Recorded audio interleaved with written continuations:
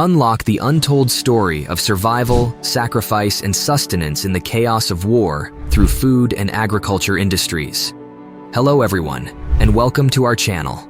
Today, we're going to delve into a crucial aspect of wartime history that often goes unnoticed: the role of food and agriculture industries in sustaining nations during times of conflict. Food is not just sustenance. It can be a weapon used to feed armies, starve civilians, and control populations. The role of food and agriculture industries in wartime is complex and multifaceted. They provide essential supplies to militaries and civilians, but they can also be complicit in war crimes and human rights abuses. So, without further ado, let's begin. Food as a weapon. Food has been used as a weapon of war for centuries. In ancient times, armies would often burn crops and livestock to deprive their enemies of food. In more recent times, food blockades and starvation tactics have been used to cripple enemy economies and force them to surrender.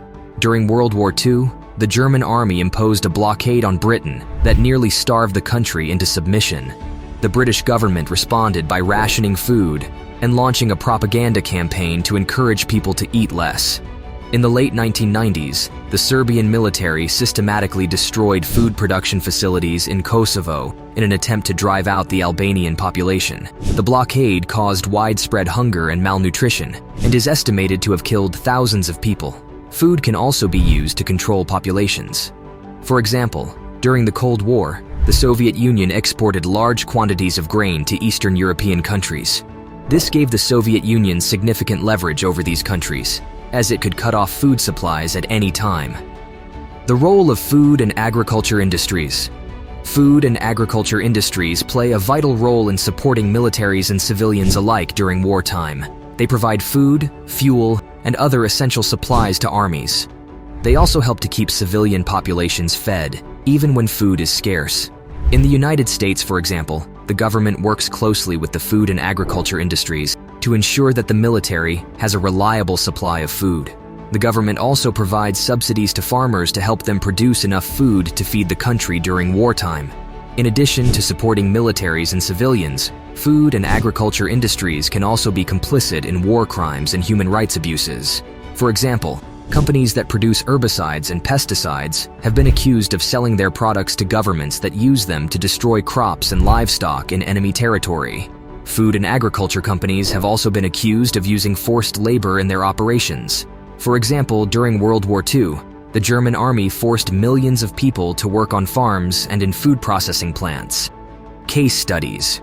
In this section of the video, we will look at a few specific case studies of how food and agriculture industries have been involved in wartime. The Siege of Leningrad. During World War II, the German army laid siege to the city of Leningrad for nearly 2.5 years.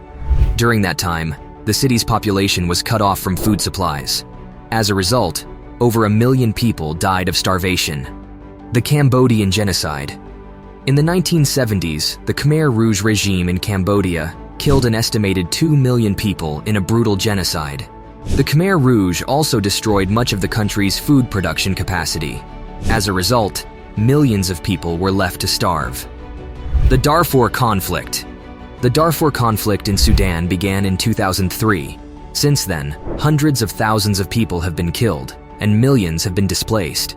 The Sudanese government has been accused of using food as a weapon of war by blockading rebel-held areas. The rise of Big Ag and the concentration of power in the global food system. The food and agriculture industries have undergone a profound transformation in recent decades. The rise of Big Ag, or large-scale industrial agriculture, has led to the consolidation of power in the hands of a few multinational corporations. These companies control the vast majority of the global food supply, from seed to supermarket shelf. The concentration of power in the food system has made it more difficult for governments to regulate the industry and to ensure that food is distributed fairly. It has also made it easier for food and agriculture companies to profit from war and conflict. For example, during the Iraq War, U.S. agribusiness companies profited from the U.S. government's reconstruction contracts. These companies were awarded lucrative contracts to provide food and agricultural supplies to Iraq. However, many of these contracts were awarded without proper oversight, and there were widespread allegations of corruption and fraud. The concentration of power in the food system has also made it more difficult for people to resist food insecurity and hunger. When a few companies control the vast majority of the global food supply, they have the power to manipulate prices and to restrict access to food. This can lead to food crises and famine, even in countries that produce enough food to feed their populations. The impact of war on food and agriculture workers. Food and agriculture workers bear a heavy burden in times of war and conflict.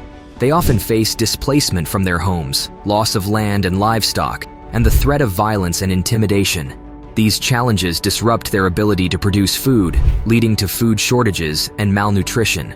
For instance, in Syria, the ongoing civil war has displaced millions and devastated the nation's agricultural infrastructure, resulting in a staggering 40% decline in food production. Moreover, Syrian farmers have been subjected to violence and intimidation, hindering their work.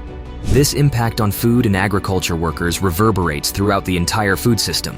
Disrupted food production causes prices to soar, making people more food insecure, particularly in developing countries where agriculture is a primary livelihood.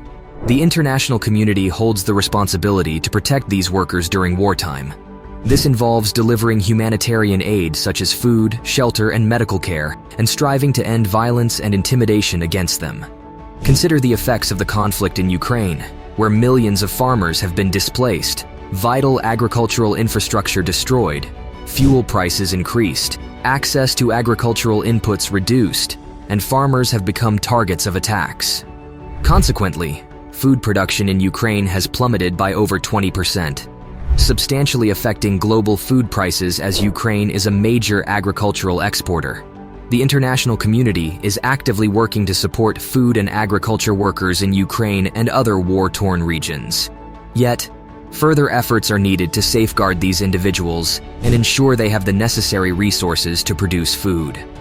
As we conclude our exploration into the multifaceted role of food and agriculture industries in wartime, it's clear that these industries are not just providers of sustenance, but they have been tools of power, destruction, and survival. From ancient warfare to the modern battlefield, food remains a critical factor in conflicts. The next time you enjoy a meal, remember that the journey from farm to table can carry with it a history of resilience, exploitation, and survival. If you found this video informative and engaging, don't forget to like, share, and subscribe to our channel for more captivating explorations of history and its many facets.